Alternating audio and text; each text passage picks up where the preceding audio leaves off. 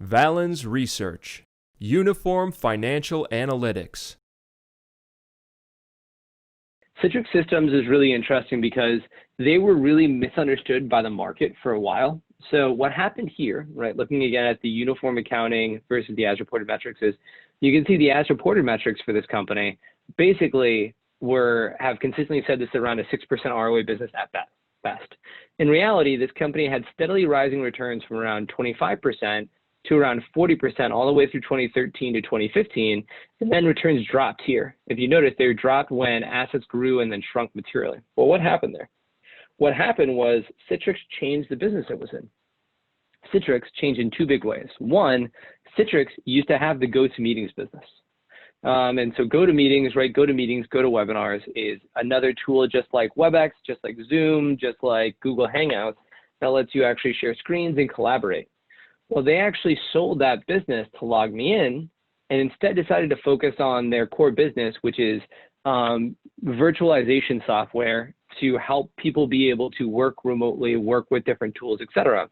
And at the same time, they made a huge shift, which is they shifted from being a one-time purchase mechanism to actually being a subscription business, a SaaS, software as a service business, very similar to Adobe. And so the market saw this and returns dropped for the business. But since then, as the company has continued to scale the business, returns have risen. Now, what's interesting is, right, when you have a SaaS business, for instance, let me actually just pull up with Adobe. What you can see is generally for SaaS businesses, because they have a bit of what's called a flywheel effect, as you add incremental revenue on top of it, you don't need to invest nearly as much. Because of that, people understand that these are high return businesses that expand rapidly.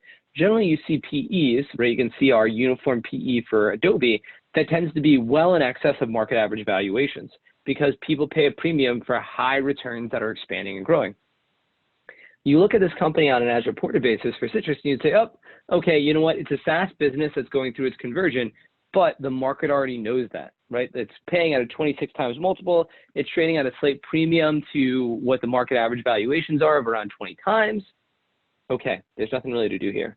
In reality, though, this company is trading only at a 20 times multiple, basically in line with what the market average valuations are. And yet you've got a company that has pretty steady, robust ROA expansion that's being forecasted. This is the exact kind of company that on an as reported basis you would pass, but when you look at it from a uniform accounting perspective, all of a sudden you realize this company might be more interesting than I realized because the market's not paying up for its SaaS potential. Valens Research, the world's leading source for uniform financial analytics.